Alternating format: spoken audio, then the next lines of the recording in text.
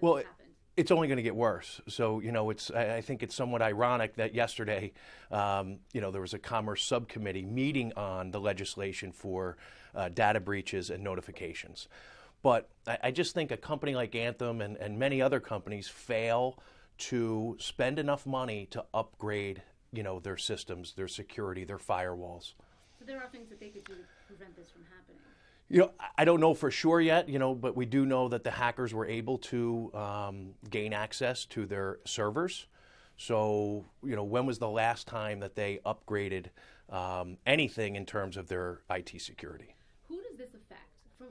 We don't know if anyone in New Jersey was actually affected because Anthem, from what we're trying to find out, Anthem has not told us. They're not saying how many people are where. Exactly. But people in New Jersey could be affected because there are affiliate companies through Anthem that are also, now been exposed. And that's about 67 million people. The 37 million people that are directly enrolled with Anthem are for sure have been affected. What do you mean by affiliate companies? Affiliate companies, third-party vendors that work with Anthem, doctors, hospital networks, things like that. So, what do we need? First off, if you're concerned that you might have been affected by this breach, what should you do immediately?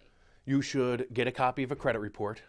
Take a look at it. Obviously, look for any red flags, accounts that don't belong to you, addresses, recently added addresses that you have never lived at. So one of the things that the identity thieves do is they try to establish a completely new identity, and they'll use a different name, a different address, but they're going to use your social security number. So look at the report, and then, unfortunately, in today's day and world, you really need to be involved in a credit monitoring program that also has the resolution services, because people always say, Paul, what if I get the alert that somebody just tried to open up a credit card or multiple cards, or they're leasing a car or buying a house? So the average person doesn't know what to do. So make sure you have some type of resolution service that goes along with the credit monitoring. And I say it's unfortunate because the free services that are out there are just inadequate. So people are going to wind up having to pay anywhere from $10 to $20 a month for that service. But it's the world we live in. Yeah, Tom, tell me about a little more about these programs. These are not things that are offered through the government. These are not things that are offered, those free, like what I did, the free fraud.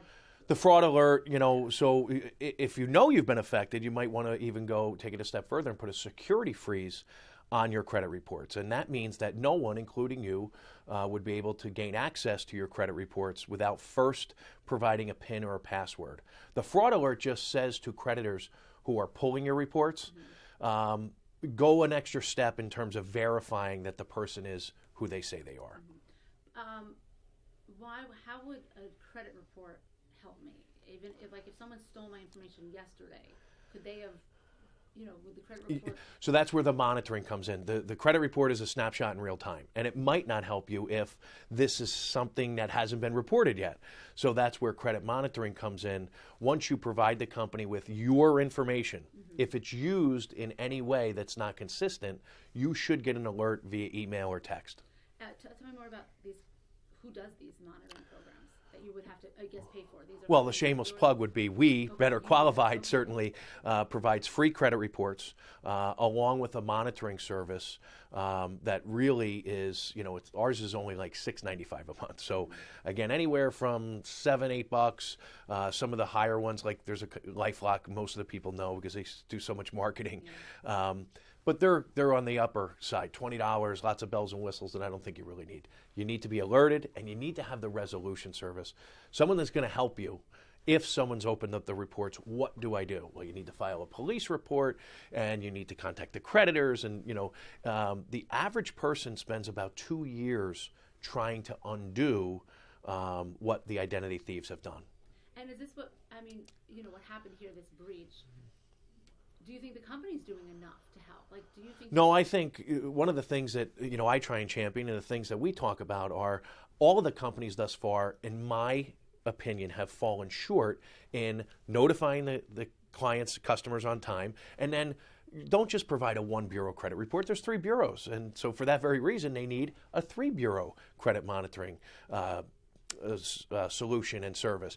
And how about letting them know they stole your email, Marcy. So be on the lookout for phishing emails that look like they're going to come from Anthem. And we know from Target and Neiman Marcus and Chase that the identity thieves emailed their clients, and people gave even more of their personal information because they weren't made aware that these phishing emails are going to come. They have your phone number. So be on the lookout for phone calls. How you doing? This is Paul Oster from Anthem. Listen, we're just checking on our customers to make sure you're okay. Can you please verify with us your social security number, bank account information? It goes on. And people are in panic mode. Maybe they're rushing to work. They got a kid crying. And all of a sudden they give this information. And then it really becomes a bad situation. Okay. Anything else that you think that we need to bring up in this conversation for folks, whether you're a customer of Anthem or not? Or not, right. So I think the biggest thing for people to realize is don't become numb to this. 2014 was the year of the data breach. And every other day you heard about and people say, well, it didn't hurt me yet. So what they need to realize is that the information is on the black market. It's being sold on the dark web. So it's only a matter of time before somebody buys it and uses it. And just because it hasn't happened yet, take the steps, be proactive in protecting yourself, because obviously the government can't do it, these companies can't do it, retailers can't do it. We lock our front doors, we lock our cars, we lock our phones, but we fail to lock our identities down. So take a couple of simple steps to protect yourself, and one of them being get involved in a credit monitoring program. Identity theft is the fastest growing crime, and it's going to continue to be that way because of our dependence on doing everything over the internet. So a monitoring program, any other things? I mean, I guess keep an eye on your account, whether it's your checking account. I'm assuming absolutely. You can call and have all of your account numbers changed. You don't have to close accounts and get new accounts, but have the account numbers changed. Change your PINs and passwords. And I say, this is my job. I preach this every day, and people don't do it. They hear it and they go, oh, but it's an inconvenience. But if you don't do it, believe me, it's a far bigger inconvenience if you become a victim of identity theft. So change your PINs and passwords, change your account numbers. You don't have to get new accounts, but certainly change them. And then obviously you're going to have to change, you're going to have to alert the creditors. Maybe you have auto draft and auto pay and all that stuff. But if it takes you an hour, you're done. If you're a victim of identity theft, like I said before, it could take you years, and it could be financially, devastating along the way. And when you say change your account numbers, you mean like bank account, checking account, savings account, that's... Absolutely. Bank accounts, checking accounts, credit cards, all of those banks and creditors will issue you new account numbers. Mm-hmm. And here's the thing, it's kind of related to it, but everyone has debit cards now. But when you go to the store, the default is for you to use it as a debit card because the retailer pays less money to process that transaction. Ask to use it as a credit card. So when you swipe your debit card now, it says, what's your PIN?